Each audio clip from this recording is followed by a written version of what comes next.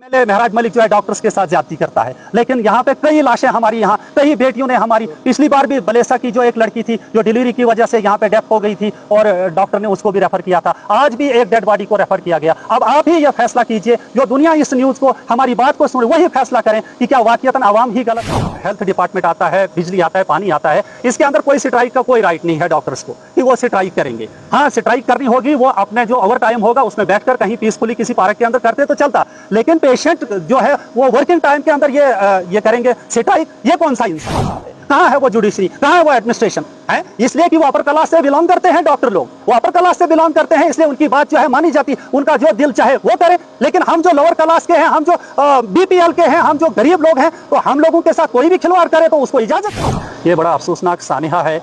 यकीन जानिए कि जब मैंने उन पेरेंट्स को देखा, उनको रोते बिलखते देखा, तो हमसे भी नहीं रहा गया। हम भी इंसान हैं, हमारे भी बच्चे हैं, हम सब लोग बाल बच्चों वाले हैं, लेकिन किसी के बच्चे के साथ अगर इस तरह का सलूक हुआ, इस तरह का हादसा हुआ, तो अल्लाह खैर करे, हर एक को बचाए। हमारे बच्चों के साथ भी ऐसा हो सकता है। अगर उसकी तकलीफ़ आज हम महसूस नहीं करेंगे तो कल हमारी तकलीफ़ कोई महसूस नहीं करेगा। तो यहाँ पे जो भी उसके साथ हुआ है, नाइंसाफ़ी हुई, सरासर नाइंसाफ़ी हुई। देखिए, मैं तो ये कहना चाहूँगा, मौत बरहक है, उसका मकाम भी जो है, जगह भी मुतय्यन है, उसका वक्त भी मुतय्यन है, लेकिन कम से कम ये देखना है कि मौत का कारण क्या हुआ, वजह क्या हुई। एक चलता फिरता बच्चा अपने घर से आता है, ये उम्मीद लेके कि मैं आइंदा बीमार ना हो जाऊं, मेरे अंदर जो थोड़ी सी जो बीमारी है उसको हटा दिया जाएगा और मैं बाकी जिंदगी जो है अच्छी गुजारूं, लेकिन ऐसा नहीं हुआ। यहाँ बच्ची को लाया गया, 21 तारीख को उनके पेरेंट्स ने यहाँ उसको एडमिट कराया, और वो भी डॉक्टर बाबर साहब की इंस्ट्रक्शन पे कि उसको एडमिट किया जाए ताकि नेक्स्ट डे इसकी जो सर्जरी की जाए। और सर्जरी के लिए जब उसको 25 तारीख गालबन आज उसको जब लिया तो ठीक 8 बजे उसको अंदर लिया,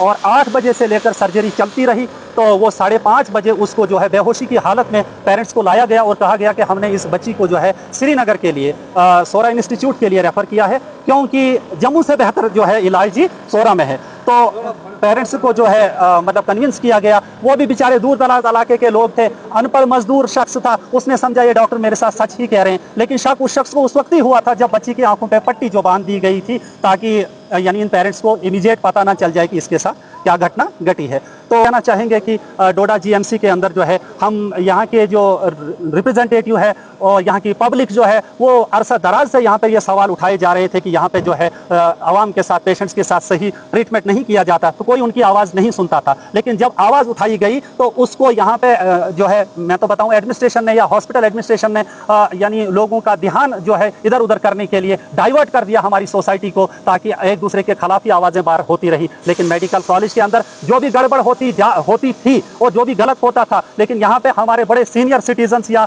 मैं उसको सिविल सोसाइटी के नाम पे आए और डॉक्टर्स की सपोर्ट में खड़े हो गए कि नहीं जी, एमएलए महराज मलिक जो है डॉक्टर्स के साथ ज्यादती करता है। लेकिन यहाँ पे कई लाशें हमारी, यहाँ कई बेटियों ने हमारी, पिछली बार भी बलेसा की जो एक लड़की थी जो डिलीवरी की वजह से यहाँ पे डेथ हो गई थी और डॉक्टर ने उसको भी रेफर किया था, आज भी एक डेड बॉडी को रेफर किया गया। अब आप ही यह फैसला कीजिए, जो दुनिया इस न्यूज को, हमारी बात को सुने, वही फैसला करें कि क्या वाकईतन आवाम ही गलत है, क्या वाकईतन हम ही गलत हैं। हम बार बार यहाँ बोले जा रहे हैं और हमारी बात का जो है एक्शन नहीं लिया जा रहा है। हेल्थ मिनिस्टर सकीना इतू जी की तो जबान खामोश है, जबकि हमने पहले भी कई बार जो है कई घोटाले उनके सामने लाए कि गलत हो रहा है, तो लेकिन कोई भी एक्शन नहीं हो रहा है। मैं एक और बात ऐड करना चाहूंगा, इसके अलावा यहाँ जो ऑक्सीजन है, एक पेशेंट को ऑक्सीजन देना था, 5 साल से उसको ऑक्सीजन यहाँ से मिलता था, लेकिन आज की डेट में उसको ऑक्सीजन बंद कर दिया गया है। शादीलाल जी एक यहाँ कोटी का रहने वाला है, हमने सुपरिटेंडेंट को कहा, हमने प्रिंसिपल साहब को एप्लीकेशन लिख के भेजी कि इस बंदे को जब यहाँ बिजली चली जाती है, मशीन नहीं चलती है, इसको ऑक्सीजन दिया जाए। कहने लगे अब ये ऑक्सीजन नहीं मिलेगी। अगर ये मार्केट में गैस की तरह मिलती तो पेरेंट्स या उनके अटेंडेंट खरीद के लाते, लेकिन जो इम्पॉसिबल है, यहाँ की हॉस्पिटल एडमिनिस्ट्रेशन चाहती है मरे ये लोग, जहां से लाना होगा ऑक्सीजन लाएं वहां से। प्रिंसिपल साहब ने कोई एक्शन, वो सीधा इनकार कर दिया। हमने मजबूर होकर यह कहा कि डीसी साहब के साथ आप राब्ता करो, हो सकता है डीसी साहब आपकी मदद करेंगे। तो मैं जी देखिए, मैं ये बात कहना चाहूंगा कि एसेंशियल सर्विसेज के अंदर जो हमारा हेल्थ डिपार्टमेंट आता है, बिजली आता है, पानी आता है, इसके अंदर कोई स्ट्राइक का कोई राइट नहीं है डॉक्टर्स को कि वो स्ट्राइक करेंगे। हाँ, स्ट्राइक करनी होगी, वो अपने जो ओवर टाइम होगा उसमें बैठकर कहीं पीसफुली किसी पार्क के अंदर करते तो चलता, लेकिन पेशेंट जो है वो वर्किंग टाइम के अंदर ये करेंगे स्ट्राइक, ये कौन सा इंसाफ है? कहाँ है वो जुडिशरी, कहाँ है वो एडमिनिस्ट्रेशन है? इसलिए कि वो अपर क्लास से बिलोंग करते हैं डॉक्टर लोग, वो अपर क्लास से बिलोंग करते हैं, इसलिए उनकी बात जो है मानी जाती, उनका जो दिल चाहे वो करे। लेकिन हम जो लोअर क्लास के हैं, हम जो बीपीएल के हैं, हम जो गरीब लोग हैं, तो हम लोगों के साथ कोई भी खिलवाड़ करे तो उसको इजाजत है। इसलिए हम लोग यही कहना चाहेंगे, जो भी कानून के खिलाफ करता है उसके कड़ी से कड़ी सजा दी जानी चाहिए और लोगों को इंसाफ मिलना चाहिए।